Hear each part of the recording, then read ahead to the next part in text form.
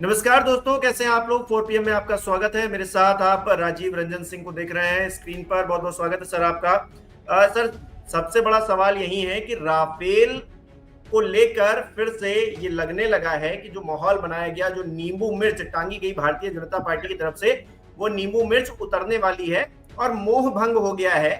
अब इसके पीछे की क्या वजह है और राजनीतिक परिप्रेक्ष्य में इसे कैसे देखा जाए। बहुत बढ़िया सवाल है हिमांशु जी। और आपने वो दिन भी याद दिला दिए जब राजनाथ सिंह जी नींबू मिर्ची लगा के जो है राफेल का उद्घाटन कर रहे थे, पूजा कर रहे थे, भगवान जाने क्या कर रहे थे। बट एनीवेज, देखिए राफेल का जो सॉफ्टवेयर है, कोई भी जो फाइटर जेट्स रहते हैं इनके एवियोनिक्स बहुत मतलब ये एक अलग चीज रहती है। कोई प्लेन अकेला नहीं उड़ता है, उसका एक सॉफ्टवेयर रहता है। मिसाइल दागी जाती है, रडार सिस्टम रहता है, आप जहां से देखते हो कि भाई सामने से कोई मिसाइल तो नहीं आ रही, कोई इंटरसेप्ट तो नहीं कर रहा। तो इसका जो सोर्स कोड है, इसमें भी अलग अलग स्टेजेस रहते हैं। जो सोर्स कोड है, वो मेन सोर्स कोड जो है फ्रांस ने भारत को देने से मना कर दिया। और वो भी ठीक एंड ऐसा पता चल रहा ऑपरेशन सिंदूर के बीचों बीच। तो ये एक तरीके से बहुत बड़ा झटका लगा है हमको, क्योंकि राफेल विमान जो है $250 मिलियन का एक विमान पड़ा है। मतलब कोई ये ऐसा सस्ता विमान नहीं था भारत के लिए। तो इतना बिल्कुल। कॉस्टली फाइटर जेट खरीदने के बाद भी जब हम उसको पूरी तरीके से फाइट में, कॉन्फ्लिक्ट में, वॉर में यूज नहीं कर सकते, तो फिर ये फाइटर जेट को हम घर में सजाने के लिए तो हमने खरीदा नहीं है कि भाई हमारे रनवे बिल्कुल। रनवे पे पड़ रहे हैं। तो जब जब मैं इसका सोर्स कोड मांगा गया फ्रांस से, तो ऐसा बताया जा रहा है कि उन्होंने देने से मना कर दिया। अब ये जो देने से मना कर दिया, इस पर कई सवाल उठते हैं। पहली बात तो ये कि क्या इस कॉन्ट्रैक्ट के अंदर में ये मेंशन था कि भैया सोर्स कोड जो है वो फ्रांस के अपने विम्स एंड फैंसीज पे है कि वो इंडिया के साथ शेयर करेगी कि नहीं करेगी। दूसरा, यदि इस कॉन्ट्रैक्ट के अंदर में मेंशन था, तो ये बात हमारे प्रिय प्रधानमंत्री जी ने क्यों नहीं पार्लियामेंट में इस चीज को बताया। आपको जान के आश्चर्य होगा, जब ये राफेल डील हुई थी, तो ये मतलब गवर्नमेंट टू गवर्नमेंट डील इसे कहा गया, और कोई भी तरीके की ट्रांसपेरेंसी इसमें नहीं बरती गई। यहां तक कि सुप्रीम कोर्ट में लिख के दिया गया कि अगर हम इस डील के बारे में कागजात जो है वो पेश करेंगे, तो ये भारत की सिक्योरिटी के साथ में एक बहुत बड़ा खिलवाड़ होगा। और सुप्रीम कोर्ट ने गवर्नमेंट की इसी दलील को मानते हुए राफेल मामले को बंद कर दिया। अब सवाल ये उठता है कि भैया सोर्स कोड ने तो क्या भारत की सिक्योरिटी को खतरा नहीं था? आप जो है इस चीज को छुपाते आए अभी तक कि फ्रांस ने हमको सिर्फ विमान दिए। सॉफ्टवेयर पे जो एकाधिकार होता है, जो नियंत्रण होता है, वो नियंत्रण अभी भी फ्रांस के पास में, इंडिया के पास में नहीं है। तो ये तो नेशनल राजीव जी, यहाँ पर हमारे दर्शकों के लिए इस बात को जरा थोड़ा डिटेल में बताइए कि ये सोर्स कोड इतना इंपॉर्टेंट क्यों है और इसकी जरूरत भारत को क्यों है, और अगर भारत के पास सोर्स कोड नहीं है तो क्या दिक्कत हो सकती है, किस तरह से सिंकिंग में प्रॉब्लम आती है। जरा थोड़ा सा अगर आप बताइए उसके बारे में। देखिए, जो खबर आ रही है कि भारत के एक विमान को, राफेल विमान को मार गिराया गया है, और उसके जो बठिंडा के पास में गिरा था, सरकार ने इसकी पुष्टि नहीं की है, इंडियन एयरफोर्स ने भी इसकी पुष्टि नहीं की है। बट फॉरेन मीडिया में ये भरा पड़ा हुआ है कि राफेल जो है वो इस जो हमारे 6 और 7 की रात के दरमियान जो डॉग फाइट तो नहीं बोलेंगे, पर जो हम लोगों ने अपने भेजे थे प्लेन्स पाकिस्तान के अलग अलग जगहों पे निशाना साधने के लिए, उसमें पाकिस्तान से आई हुई मिसाइलों ने हमारे राफेल को मार गिराया है। तो अब जब ये मार गिराया गया, ऐसी बात जब सामने आ रही है, तो इस बात की भी गहन जांच हो रही है कि भाई ये किस तरीके से मार गिराया गया। क्योंकि ये तो कहा जाता था कि एडवांस जेट है, तो एडवांस जेट जो जो रडार में भी नहीं आता है, ठीक है, जिस तरीके के रडार पाकिस्तान के पास में है, तो अगर आपके रडार सिस्टम में वो कैप्चर नहीं हो रहा, तो कैसे पाकिस्तान ने मार गिराया हमारे विमान को? ये अपने आप में एक बहुत अहम सवाल खड़ा करता है। तो इसी में जो डिफेंस एनालिस्ट है, जो डिफेंस के मामलों पे नजर रखते हैं, उनका ऐसा मानना है कि जो सोर्स कोड जो रहता है, जो इंटरसेप्ट कर सकता है आने वाली मिसाइल्स को, सॉफ्टवेयर जो उसका है, वो सोर्स कोड पूरी तरीके से जो है शायद भारत को फ्रांस ने नहीं दिया है, जिसके कारण से जो विमान गिरा है वो इस कारण से गिरा है क्योंकि हमारे पायलटों के पास में वो पूरा नियंत्रण था ही नहीं। तो जब आपके हाथ में पूरा नियंत्रण नहीं रहेगा, आप जब इंटरसेप्ट नहीं कर सकते हो तो क्या होगा। तो ये आप देखिए, इस बात से पूरा पश्चिमी जो मुल्क हैं, फ्रांस, अमेरिका, ब्रिटेन, सब ताज्जुब में है कि कैसे चाइना के विमानों ने या मिसाइल्स ने राफेल जैसे मतलब अत्याधुनिक विमान को मार गिराया।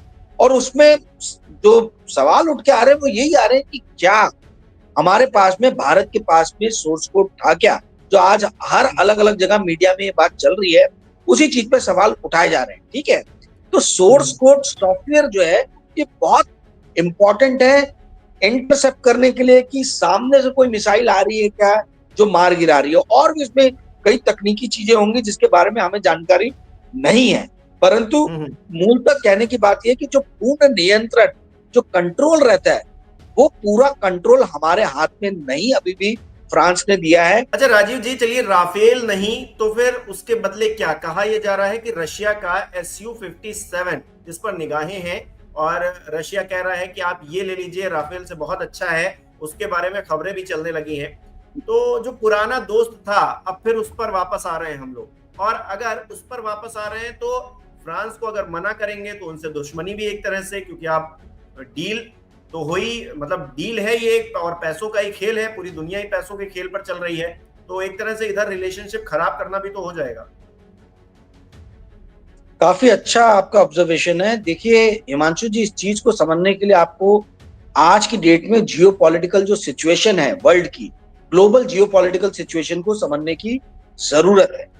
आज की डेट में देखिए, अब वो 1990s का या 2000 के स्टार्टिंग के दशकों का जमाना नहीं रहा है कि वेस्टर्न पावर जो है, वो वेस्टर्न पावर्स पूरा एकाधिकार करके जो है ग्लोबल पॉलिटिक्स को संचालित कर। 1990 में जब रशिया का विघटन हुआ और जब 1989 में बर्लिन वॉल गिरी, तो वॉल गिरने के बाद में ऐसा लगा कि भाई कम्युनिज्म कंप्लीटली जो है वो ध्वस्त हो गया है, कम्युनिस्ट ब्लॉक ध्वस्त हो गया है, और पूरी तरीके से कैपिटलिस्ट और डेमोक्रेटिक कंट्रीज जो है, खासतौर पे जो वेस्टर्न पावर्स हैं, इनकी जीत हुई है। परंतु पिछले 10 सालों के अंदर में जियोपॉलिटिक्स बहुत ही फास्ट चेंज हुआ है, और अब जो है दुनिया जो है ये 4 खेमों में बंट गई। एक खेमा जो है वो है अमेरिका का, दूसरा खेमा जो है वो है चाइना का, तीसरा पुराना रशिया अपने आप में एक सुपर पावर है, और चौथा डोनाल्ड ट्रंप के आने के बाद से यूरोपियन यूनियन धीरे धीरे कटता चला जा रहा है अमेरिका से, और वो एक चौथे खेमे के रूप में उसका हम देख रहे हैं कि उदय हो रहा है। अब आप इस चीज को समझिए कि चाइना कंप्लीटली पाकिस्तान के साथ, ठीक है, बिना ड्रैगन की मदद के पाकिस्तान इतनी जरूरत, इतनी हिमाकत, इतनी हिम्मत कर ही नहीं सकता था कि वो मतलब इंडिया को आंखें दिखाएं और इस तरीके की जो कार्रवाई है वो भारत के खिलाफ करे। ठीक है, दूसरी बात, इसी दौरान हमने देखा कि पाकिस्तान जो कि एक बैंकरप्ट कंट्री हो गया था, उसको IMF ने फाइनेंशियल असिस्टेंस दिया है, सपोर्ट दिया है, लोन दिया है। आपको मालूम है कि IMF जो है वो कंप्लीटली वॉशिंगटन कंसेंसस का एक पार्ट है, वो बिना अमेरिका के मदद के IMF अपनी तरफ से कुछ कर नहीं सकता। वॉशिंगटन कंसेंसस का मतलब है IMF plus world bank plus American foreign ministry and finance ministry, जो फाइनेंस डिपार्टमेंट है उनका। ठीक है, तो इसको मिला जुला के जो है इसको कहा जाता है वॉशिंगटन कंसेंसस। तो IMF इसका पार्ट है वर्ल्ड बैंक के साथ में। IMF बिना अमेरिका की मंजूरी के पाकिस्तान को फाइनेंशियल असिस्टेंस दे ही नहीं सकता। तो आपके दो खेमे जो हैं वो तो आपके हाथ से जाते हुए नजर आए, एक चाइना और दूसरा अमेरिका, जिसने पाकिस्तान को मदद की है IMF की। अब बच गया यूरोपियन यूनियन। यूरोपियन यूनियन में 2 कंट्रीज जो है इन्हीं की प्राथमिकता है। पहला है जर्मनी, जो सबसे बड़ी इकोनॉमी है यूरोप की, और दूसरा है फ्रांस। ठीक है, फ्रांस ने इस वॉर के दौरान, कॉन्फ्लिक्ट के दौरान ये बताया कि हम इंडिया को पूरी तरीके से सपोर्ट नहीं कर रहे हैं, क्योंकि सोर्स कोड उन्होंने दिया नहीं हमको। यदि तो वो हमको सोर्स कोड दे देते तो ये आज रशिया के साथ जाने की बात ही नहीं होती। तो ये भी हमको नजर आ रहा है कि भाई यूरोपियन यूनियन भी हमको पसंद नहीं कर रहा। अब सवाल ये है कि क्यों नहीं पसंद कर रहा। 2022 में जब यूक्रेन के ऊपर में रशिया ने अटैक किया था, उस टाइम में भारत ने, उसके बाद से भारत ने जो है वो रशिया से कंसिस्टेंटली ऑयल बहुत सारा बाय किया है चीप दाम पे। $5 से $10 का डिस्काउंट मिल रहा है इंडिया और चाइना को। जो ब्रेंट क्रूड के प्राइसेस है उसे $5 से $10 कम प्राइसेस पे रशिया क्रूड दे रहा है इंडिया को, ठीक है। और यही क्रूड हम रिफाइन करके वापस से यूरोप को बेच। तो यूरोपियन कंट्रीज ने ये देखा कि भाई ये तो प्रॉफिट बनाने का काम कर रहे हैं लोग। इंडिया मतलब डेमोक्रेटिक कंट्री है, डेमोक्रेसी का साथ ना देते हुए, डेमोक्रेटिक कंट्रीज का साथ ना देते हुए ये यहाँ पे जो है वो डीजल और पेट्रोल कंसिस्टेंटली रशिया से खरीद रहा है। हमारा ये स्टैंड था कि भाई ये हमारे लिए जरूरी है। इंडिया का 87% हम ऑयल इंपोर्ट करते हैं, क्रूड इंपोर्ट करते हैं, तो हम रशिया से कैसे क्रूड लेना बंद कर दें जबकि हमें सस्ता मिल रहा है। ये हमारी इकोनॉमी के लिए फायदेमंद है। परंतु यूरोपियन यूनियन को ऐसा लगा कि हमारे साथ झांसा हुआ है, हमारे साथ धोखा हुआ है, इंडिया हमारे साथ में रशिया के अगेंस्ट में खड़ा नहीं है, तो यूरोपियन यूनियन भी निकल गया। तो जब 3 बड़े धड़े भारत के से अलग हुए तो एक धड़ा बचता है और वो है रशिया का।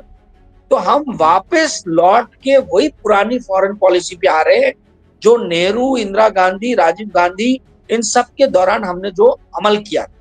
अब मुझे ये समझ में नहीं आता कि भाई इनको शुरुआत से इनको मालूम है कि Russia is our all weather friend, Russia ने हमेशा भारत का साथ दिया। तो आप क्या सोच के जो है, मतलब ये मोदी गवर्नमेंट की फॉरेन पॉलिसी का फेलियर है कि आज हम ये देख रहे हैं कि हम वापस से जो है, मतलब ये यूरोपियन कंट्रीज और अमेरिका के इतने चक्कर लगाने के बाद, उनके साथ में इतने डिफेंस डील और ट्रेड डील्स करने के बाद अब हम फिर से रशिया के आंगन में जा रहे हैं, रशिया की गोद में जा रहे हैं फिर से। ये जो है ये इस गवर्नमेंट की फॉरेन पॉलिसी की नाकामयाबी को जो है ये शो करता है। रशिया आज की डेट में हमारे साथ में आज भी खड़ा है, परंतु आप इस बात को समझिए, एक चीज की तरफ मैं आपका ध्यान ले जाना चाहूंगा हिमांशु जी। ये जो ऑपरेशन सिंदूर हुआ, इस ऑपरेशन सिंदूर में पाकिस्तान के साथ में कौन कौन सामने आया? चाइना खुल के सामने आया था, तुर्की खुल के सामने आया था, अजरबैजान खुल के सामने आया था और अमेरिका ने पीछे से समर्थन किया, ठीक है। इंडिया के साथ में कौन आया? रशिया का मतलब कोई रिस्पॉन्स ही नहीं था। रशिया ने कुछ बोला कि भाई आपस में शांति बनाए रखो और इस तरीके की बातें की, ठीक है। अमेरिका ने खुल के कोई सपोर्ट नहीं किया, फ्रांस ने तो सोर्स कोड देने से ही मना कर दिया। चाइना हमेशा से हमारा एनिमी कंट्री है, चाइना आज की डेट में पूरा लद्दाख में घुसने के लिए तैयार बैठा हुआ है। तो हम मतलब हमारी फॉरेन पॉलिसी जो है, ऑपरेशन सिंदूर ने ये दिखा दिया कि ये कितनी खोखली है, ये नजर ये सामने उभर के आ रहा है। राजीव सर, अभी तक जो हुआ, प्रधानमंत्री नरेंद्र मोदी के कार्यकाल में जो कुछ हुआ, क्या अब वो राइट ट्रैक पे आने की कोशिश में है? क्योंकि अभी तक तो चलिए आपने अमेरिका को साथ लिया और ट्रम्प के लिए इतने बड़े बड़े शोज कर डाले, हिंदुस्तान में भी किया और अमेरिका में जाकर भी किया, लेकिन अब क्या समझ में आ रहा है, क्या मोदी सरकार सही ट्रैक पे है या फिर अभी भी लग रहा है आपको कि नहीं, अभी भी ये अपनी बड़ाई मारने में ही लगे हुए हैं और ये आगे भी यही काम करेंगे? देखिए, एक कहावत है कि मक्कारी और बहादुरी साथ साथ नहीं चलती, ठीक है। आप जो है धूर्तता करते रहो और ये सोचो कि भाई हम जो है बहुत ही बहादुरी के साथ आगे बढ़ते चले जाएंगे, वो होता नहीं है, ठीक है। अब ये बात मैं क्यों कह रहा हूं? ये बात कहने का जो मूल कारण है वो ये है कि आप देखिए, जब से ये मोदी सरकार आई है तब से हमें मीडिया में, जो कि धूर्त और मक्कार है आज की डेट, जिसने हर तरफ जो है वो एक ही चीज का गुणगान किया मोदी मीडिया ने कि भाई भारत विश्व गुरु हो गया है, और वहीं पे मोदी जी ने बहादुरी का हर जगह परचम लहराने का प्रयास किया। तो ये जो मीडिया और मोदी जी के बीच का जो अलायंस चल रहा था, वो अलायंस भी अब देखिए धीरे धीरे जो है उस अलायंस में भी आपको दरार आती हुई नजर आएगी, और उसका कारण है भारत की विफल होती हुई फॉरेन पॉलिसी। मालदीव जो कि एक छोटा देश है, वो छोटा देश इंडिया को आंखें दिखा रहा है। नेपाल इंडिया से चाइना की झोली में जाके गिर गया। बांग्लादेश जो एकमेव सार्क कंट्री भारत के साथ खड़ा था, हमने देखा कि कैसे चाइना और अमेरिका ने वहां पे इंटरनल रिवोल्यूशन करके वहां की प्रेसिडेंट को, शेख हसीना को जो है वो पदस्थ कर दिया, हटा दिया गया वहां से। श्रीलंका हमेशा से, मतलब पिछले 10 सालों से हम देख रहे हैं कि इंडिया के अगेंस्ट में बातें कर रहा है, यहाँ तक कि हम्बन टोटा पोर्ट जो है वो उन्होंने चाइना को दे रखा हुआ है 99 ईयर्स की लीज पे। तो ये तो सार्क कंट्रीज थे जिनके ऊपर में हमारा पूरा वर्चस्व था, ये हमारे स्फीयर ऑफ इन्फ्लुएंस से बाहर निकल गए, पहली चीज। दूसरी चीज, अमेरिका जिसके ऊपर में हमने इतना ज्यादा फोकस किया है मोदी जी के आने के बाद से, 10-11 सालों के बाद से, अमेरिका जो है आप देखिए धीरे धीरे ग्लोबल पावर में अमेरिका पीछे खिसकता जा रहा है। आज आप देखिए वर्ल्ड का जो मैन्युफैक्चरिंग है, 33% मैन्युफैक्चरिंग, ऑलमोस्ट 33 to 35% चाइना में हो रहा है। अमेरिका जो टैरिफ लगा के चाइना को कमजोर करना चाह रहा था, आप देखिए ट्रंप को कैसे पीछे हटना पड़ा और वो टैरिफ वापस लेने पड़े उनको, मुंह की बहुत बुरी तरीके से उन्होंने खाई। तो अमेरिका की तरफ जो हम बढ़ने का प्रयास कर रहे थे, वो भी ऐसा लग रहा है कि अमेरिका जो है वो खुद ही अपने आप को छिटक रहा है, वो भारत के साथ आना नहीं चाह रहा है। क्योंकि जहां एक तरफ वो चाइना के साथ में जो है हर तरीके से टैरिफ के ऊपर में डील करने को तैयार है, वहीं इंडिया को बात बात पे कोसे जा रहे हैं। डोनाल्ड ट्रंप हर चीज का क्रेडिट वो लेके जा रहे हैं और भारत की फाइनेंस मिनिस्ट्री, फॉरेन मिनिस्ट्री और इंडिया की गवर्नमेंट चुपचाप है। इससे ये शो होता है कि हम अभी भी अमेरिका के पास में जो है बढ़ना चाह रहे हैं, परंतु रिश्ते हमेशा दो तरफा होते हैं। पाकिस्तान से सीज फायर का ऐलान किया गया तो कौन कर रहा है? ट्रंप साहब करेंगे। अब ट्रंप बताएंगे कि भारत और पाकिस्तान को कब युद्ध रोक देना चाहिए, कब युद्ध नहीं करना चाहिए, और यही प्रधानमंत्री, यही गृह मंत्री अमित शाह किस तरह से कहते थे कि वक्त आएगा तो हम पीओके ले लें। अब इससे बड़ा वक्त कोई आने वाला था नहीं जब हम अपनी पूरी ताकत दिखाकर उस चीज को जो हमारी है उसको वापस ले लेते। लेकिन जो मंत्री हैं, जो सरकार के इर्द गिर्द घूमते लोग हैं, वो ये कहते हैं कि देखिए फॉरेन पॉलिसी कितनी मजबूत हुई है प्रधानमंत्री के आने के बाद में, हमारा पासपोर्ट कितना मजबूत हो गया है। लोग विदेश में जाते हैं तो लोग ये पूछते हैं कि अच्छा आप उस कंट्री से आए जहां पर प्रधानमंत्री नरेंद्र मोदी है, तो तारीफें तो वो उस कदर मारते हैं। और फॉरेन पॉलिसी की पोल इस तरह से खुल रही है, मैच बैठ नहीं रहा है। तो अब पूरा चिट्ठा खुल गया है, अभी और कुछ भी खुलना बाकी है? अरे ये तो शुरुआत है, अभी बहुत कुछ खुलना बाकी है। मैंने जैसे पिछले सवाल के जवाब में कहा कि धूर्त और मक्कारी और वीरता जो है, बहादुरी एक साथ नहीं चलती है। ये जो मोदी मीडिया ने जो मक्कारी पिछले 10 साल 11 साल में की है, जो बिना बात के जो इन्होंने सुपर हीरो बना के रख दिया कि भाई ये बहुत बड़े वीर और ये, वो धीरे धीरे साफ स्पष्ट आ रहा है कि इनके रियोटरिक्स जो थे कि हम आधा पीओके ले लेंगे, पूरा पीओके ले लेंगे, आधा पाकिस्तान, वो तो ऑपरेशन सिंदूर में नजर आ गया ना कि कितने बुरी तरीके से विफल हुए हम लोग। 4 दिन के अंदर में हमने सीज फायर कर लिया, वो भी अनकंडीशनल। ऐसी क्या मजबूरी थी भारत की कि हमने अनकंडीशनल सीज फायर किया? पाकिस्तान की मजबूरी मैं समझ सकता हूँ कि उनके पास में पैसे नहीं थे युद्ध लड़ने के लिए, पर हमारी क्या मजबूरी थी? हमने क्यों सीज फायर किया, और ये अभी तक लोगों को समझ में नहीं आ रहा। बावजूद इसके कि हमारी सेना ने पूरा डोमिनेशन दिखाया, उस पूरे युद्ध को अपने अंडर किया, बावजूद इसके एसी में बैठकर किसी ने हजारों किलोमीटर दूर ये तय कर लिया कि अब भाई आप नहीं लड़ना है, शांत बैठ जाना है। बताइए। एग्जैक्टली वही मैं बोल रहा हूँ। देखिए ये जो एलीट क्लास है इंडिया में, ये एलीट क्लास जो है, जो अभी आपने बोला कि एसी रूम में बैठ के ये लोग डिसाइड कर ले रहे हैं कि देश का कोर्स किस तरफ जाना चाहिए, देश का डायरेक्शन किस तरफ जाना चाहिए, देश की दिशा निर्देशन करने का काम ये जो एलीट क्लास कर रहा है, यही सबसे बड़ा खतरा है। मैंने अपने YouTube channel Rajiv current unplugged by Rajiv में इस चीज के ऊपर में एक एपिसोड बनाया था कि भाई कैसे एलीट जो है वो इस देश के ऊपर में काबिज हो रहे हैं, और यही सबसे बड़ा खतरा है भारत के लिए। वही चीज हमको साफ नजर आ रही है। ट्रंप जो क्रेडिट ले रहे हैं कि उन्होंने युद्ध रुकवा दिया, ये कहां से उनको संदेश मिला? जाहिर सी बात है, जब डीजीएमओ पाकिस्तान और डीजीएमओ इंडिया के बीच में बातचीत हो रही थी तो इन्होंने तो अमेरिका को नहीं बताया होगा। जरूर कोई प्रिविलेज व्यक्ति था जो इस इंफॉर्मेशन, जिसके पास इसकी इंफॉर्मेशन थी, उसी ने पास ऑन किया अमेरिका को। और भारत की तरफ से घोषणा होने के पहले ट्रंप ने वहां पे घोषणा कर दी, यानी उनको टाइमिंग भी पता था कि कब हमारे मोदी जी घोषणा करेंगे या भारत सरकार घोषणा करेगी सीज फायर की।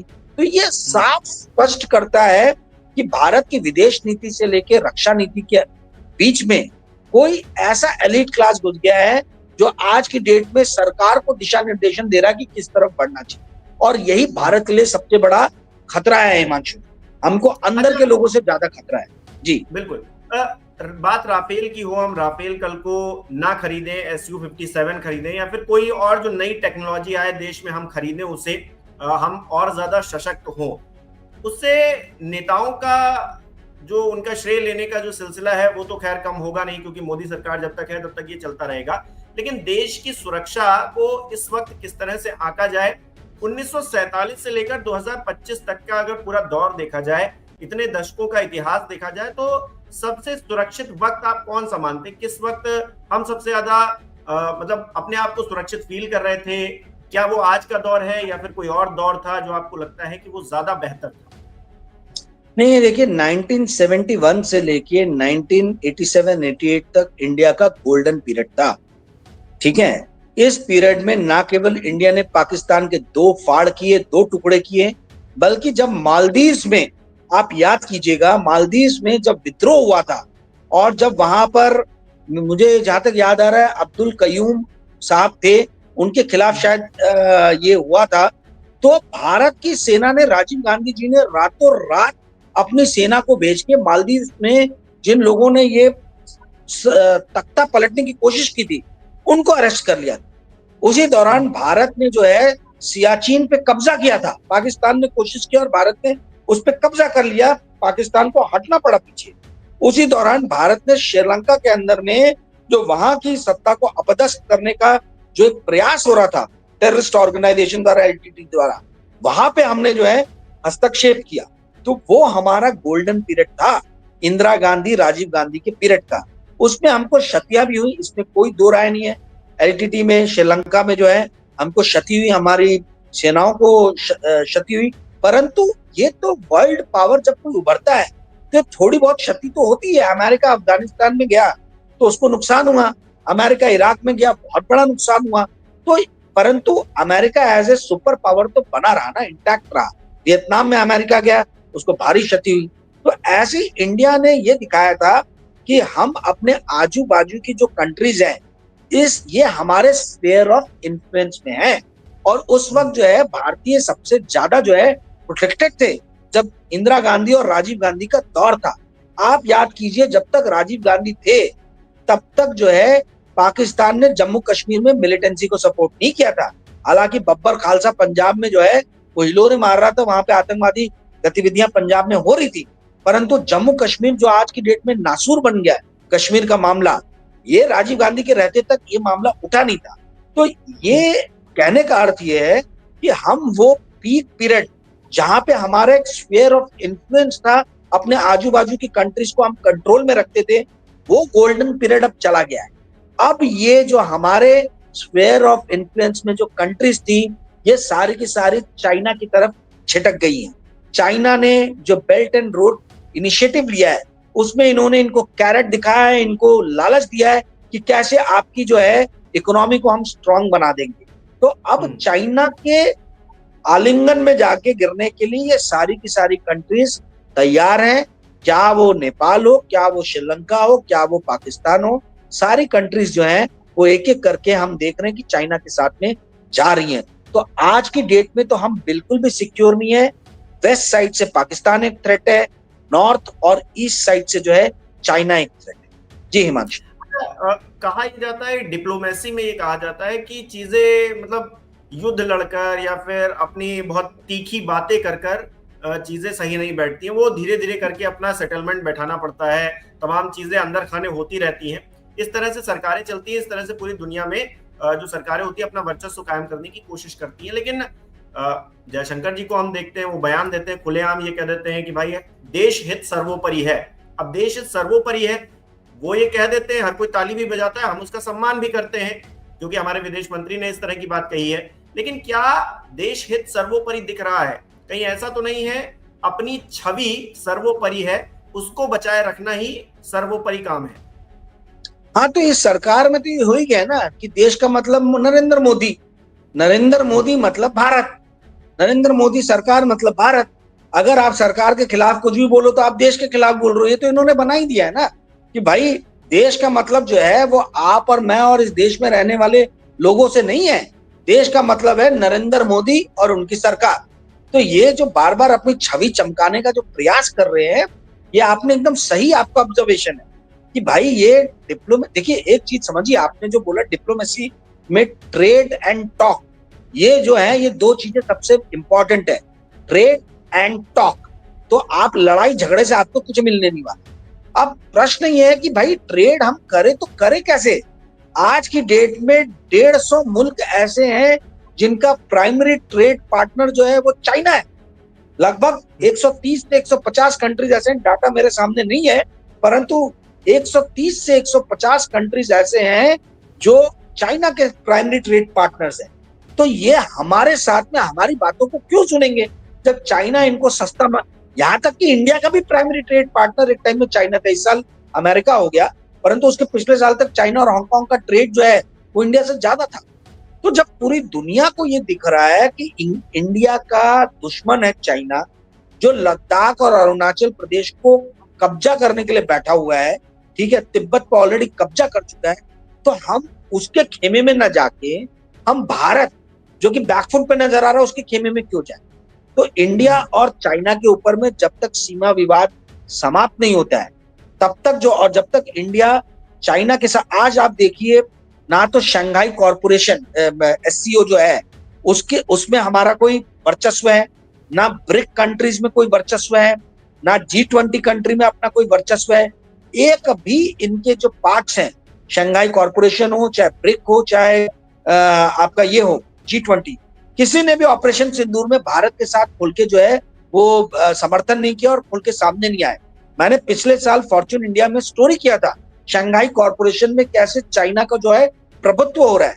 स्टोरी मैंने एक और किया था कि कैसे अमेरिका का जो स्विफ्ट सिस्टम है फाइनेंस का, उसके मुकाबले में चाइना ने अपना इंटरनेशनल ट्रेड एंड फाइनेंस का अपना एक सिस्टम डेवलप कर दिया है, जिसमें धीरे धीरे करके जो है काफी सारी छोटी छोटी अफ्रीकन और लैटिन अमेरिकन कंट्रीज जो है और south east Asian countries shift हो रही है। तो अमेरिका का जो वर्चस्व था वो वर्चस्व अब वो रहा नहीं है, परंतु इंडिया अभी भी औपनिवेशिक मानसिकता का शिकार है। अंग्रेजी बोलने वाले इन देशों की तरफ इसने पिछले 10 साल जो है अपना पूरी शक्ति लगा दी इनके साथ अच्छे संबंध बनाने में। और फाइनली हम क्या देख रहे हैं कि जो कांग्रेस ने जो विदेश नीति रची थी कि रशिया हमारा ऑल वेदर फ्रेंड है, हम देख रहे हैं कि मोदी सरकार भी अब उसी दिशा में जा रही है। जी हिमांशु। अच्छा, राफेल पे क्योंकि बात शुरू हुई थी तो मैं सोच रहा हूं कि खत्म भी उसी पर करें। राफेल का क्या होने वाला है, और राफेल पर जो नींबू मिर्च टांगा गया था राजनाथ सिंह जी की तरफ से, क्या ठीकरा भी उन्हीं पर फोड़ा जाना है अब? क्योंकि प्रधानमंत्री नरेंद्र मोदी अपनी छवि पर तो कुछ लाते नहीं है। अब अगर राफेल काम का नहीं रहेगा या फिर वो हम आगे परचेज नहीं करेंगे, तो किसी ना किसी को तो इस पर जवाब देना होगा ना कि आखिरकार जब हम बातचीत कर रहे थे पहली दौर की या दूसरे दौर की, या फिर जब हम ला रहे थे, तो फिर क्या इन बातों का जिक्र नहीं हुआ? सोर्स कोड को लेकर क्या हमने कंफर्मेशन नहीं ली जिसकी जरूरत हमको आज पड़ रही है? हमने क्या पहले उसमें सिक्योरिटी के लिहाज से उसको देखा नहीं कि ये भी बहुत जरूरी है और इसको भी, इस पर भी बात होनी चाहिए, ये भी हमारे पास होना चाहिए? तो इसका किसी ना किसी पर तो ठीकरा फोड़ा जाना है। तो क्या राजनाथ सिंह जी ही इस पर रहेंगे आगे? क्योंकि नमक में वो नींबू मिर्च तो वही टांग रहे थे। बिल्कुल नहीं, ठीकरा फोड़ा जाएगा मनोहर पर्रिकर और अरुण जेटली जी के ऊपर, जिनके टाइम में ये डील एग्जीक्यूट हुई। मनोहर पर्रिकर के ऊपर में, और दोनों अभी जीवित नहीं है अपने आप को प्रोटेक्ट करने के लिए, अपने विचार को या अपनी बात को रखने के लिए। तो ये बहुत आसान है कि पूरी की पूरी जिम्मेदारी जो है, जवाबदेही जो है, वो उस टाइम के डिफेंस मिनिस्टर मनोहर पर्रिकर और उस टाइम के फाइनेंस मिनिस्टर अरुण जेटली के सर पे फोड़ दिया जाएगा। आप देखिएगा यही होगा, मैं आज आपको बता रहा हूं आगे चल के यही होने वाला है कि उस टाइम के जो डिफेंस मिनिस्टर थे मनोहर पर्रिकर जी और उस टाइम के जो फाइनेंस मिनिस्टर थे अरुण जेटली जी, उन्होंने जो फीडबैक दिया मोदी जी को, मोदी जी ने तो उसी के हिसाब से काम किया। तो यही होने वाला है। ठीकरा ऐसे लोगों के सर पे फूटेगा जो लोग आज अपना बचाव करने के लिए इस दुनिया में नहीं है। जी हिमांशु। चलिए, बहुत बहुत धन्यवाद राजीव जी, तमाम बातचीत के लिए आपने समय निकाला। अब हमारे दर्शक ही बताएं कि राफेल का उसको वो किस तरह से देखते हैं, और अब राफेल पर क्या नींबू मिर्च है वही टंगा रहेगा और उसका कोई काम नहीं रह जाएगा, तो फिर प्रधानमंत्री नरेंद्र मोदी अब किस पर सवार होंगे? कमेंट करके बताइए। बहुत बहुत धन्यवाद।